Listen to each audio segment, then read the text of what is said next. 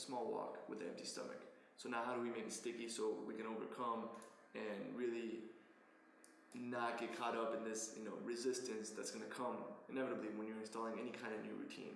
So maybe like in the beginning, you're going to go ahead and feel great the first couple of days, but on day 4, maybe you'll hear your mind saying something like, oh, if I miss one day, it won't matter, or oh, it's not so important to do it. It's not going to make a difference. I'll just start tomorrow again. What we want to do is create it so, yeah, it might not be a big deal, but if I don't do it, I'm going to owe my friend $100, right? So that's kind of an example of making it sticky. We're going to use external motivation to make it inevitable for you to make it through this resistance part so you can get to all the, the benefits of once it actually becomes a habit down here. So my 2 favorite examples for making something sticky in terms of using external motivation to take that action of taking the walk in the morning. Number 1 is using money as leverage. So I'll say, Jason, if I don't send you a picture of me in the gym on Monday, Wednesday, and Friday, I'm gonna give you $100, right? Or I might say, hey, Jason. And I want you to notice something as well, too, that Alex is saying, you want to make it as hard to cheat as possible. Because I know a lot of times, I'm not saying you're a cheater, but sometimes, we get in our habits, we don't want to walk in the morning, so we say, oh, I'm not going to walk, and I'll tell Alex that I walked. So Alex has said, he has to send a picture of him in the gym. And you can get into more depth in that as well. You can say, I'm going to send you a picture of me walking with today's newspaper or something of that nature. So now it's getting harder and harder and harder to cheat. And the more you can do that, the harder it's going to be for you to cheat. It's going to make it impossible for you to cheat. So you're going to have to do it, and it's going to be sticky. Yeah, so something that's verifiable is very important. Another one that I actually did with Jason for several months is I went on Google Docs, and Google Docs has a shared spreadsheet that you can, he can look at it from anywhere he has an internet connection. So I shared a spreadsheet with him, and I would just write in what I ate and when I eat it every day. And just a simple act of keeping that spreadsheet current. Because before I used sticky thinking, I would literally create the spreadsheet and be like, okay, I'm going to update you every day on what I eat all the time. And on day 4, I'd get caught up or have a really busy day or something would happen. I'd get a flat tire, whatever it might be, whatever, urgent demand came up that day, and I would stop doing it. And then I'd follow up the habit. It was only when I said, Jason, any day that I don't update that spreadsheet, I'm going to give you $100. Or it could be I'm going to do 100 push-ups, or it could be anything. Or you can post this embarrassing picture of me up on Facebook, and tag all my friends on it. So whatever is going to take you, whatever external motivation you need to do that specific action step, that high leverage action step every day, so you can get past this, this resistance phase, is what you must do.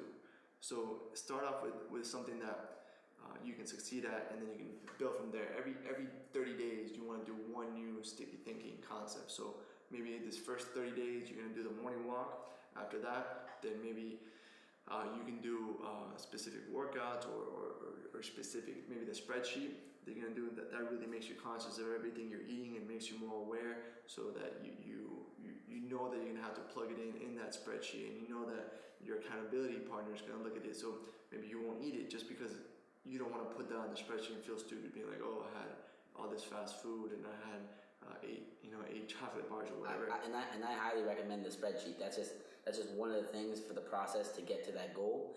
And just like Alex said, it includes so many different things in there. Like, you're not saying that you're not going to eat candy, you're not going to eat this, you're not going to eat that. All you're doing is making a spreadsheet and docking down the times that you're going to eat. So you're focusing on your 3 meals, 3 snacks. And on top of that, just like I said, you're not going to run right. I ate this and this and this, like a candy bar and half a piece of cake and stuff like that. When your friend's looking at it, he knows that you're trying to lose this weight and get in shape. He's gonna see you next time. He's gonna make fun of you. That being said, if you don't accomplish your day's task or your week's task, however you have it set up, I prefer it to be daily. The punishment needs to be bad enough that you really don't like it. It can't be like $5. If $5 is nothing to you, it can't. It has to be something that would really sort of hurt you. So me and Alex, we do $100 and $200 and $3 bets, $300 bets. We don't like. I don't like handing over Alex $300 cash. It sucks. And on top of that, I also like the check thing as well. Check's really good. You write the check out every time before you start. I'm gonna hand the check to Alex, and when I hand the check, Now it's written out, it's signed, it's everything, and he knows when the thing's not accomplished, when I didn't accomplish my daily task, he's gonna go to the bank and cash it. So it has no, I have no effect to pay him. I don't have to pay him now.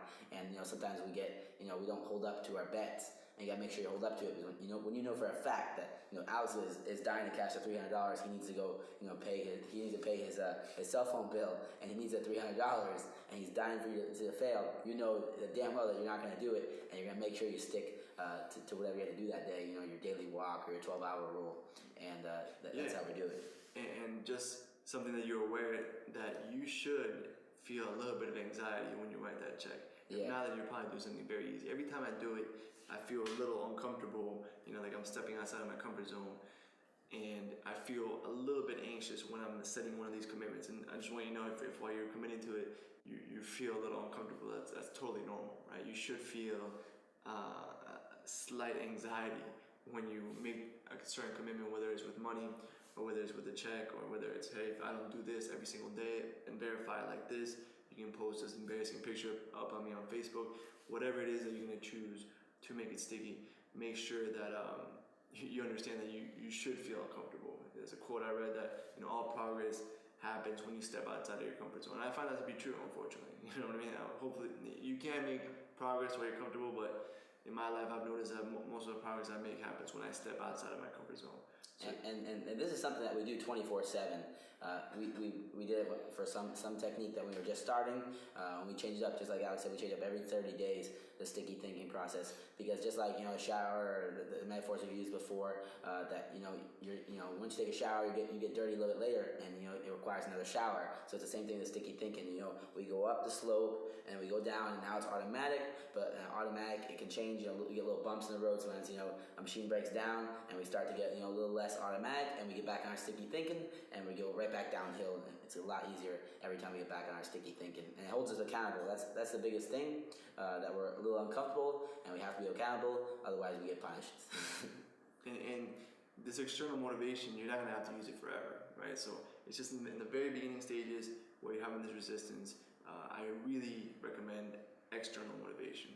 And to me, I found that there's nothing that'll make you make more progress faster than sticky thinking, because you can you've seen all the fat doctors, all the fat nutritionists, all the fat personal trainers.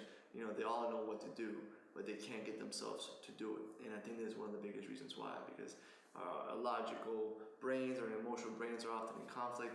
This principle kind of aligns everything together. So yeah, it's going to be super painful if I don't apply what I logically know is going to be best for me in the long term.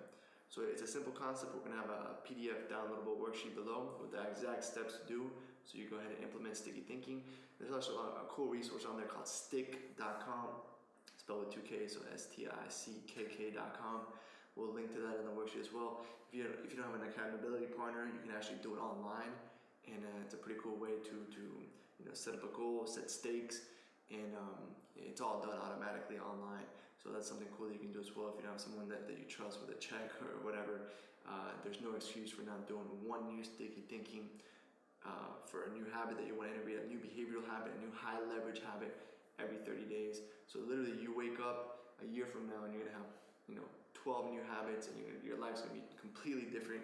All the habits are going to have a compounding exponential effect on each other, and you're just going to wake up a year from now with a totally different life, and it's going to be all automatic. You went to the hardest part once, you don't keep going up and down over and over, and having to start the hardest part over and over again. You literally do it once, get it over with, get it ingrained in your nervous system, upgrade your self-image, and create that lifelong transformation, get that automatic six-pack, and live that way. Hey, real quick, one more thing before you go. I want to make sure you know that there is no correlation between how hard you work and how much fat you melt or how much muscle you build. All right, there's enough science, enough data out there that there's absolutely no correlation between hard work and results. All right, there's a difference between movement and achievement. All right, if you want to learn my best tips, what I call the 5% hacks that allow you to get maximum results, maximum fat loss, maximum lean muscle gain, I want you to go to the link that's on the bottom of this page, or you can click on the link in the description. All right, you're going to get a complete system for melting fat in an intelligent and streamlined system. I'll see you there.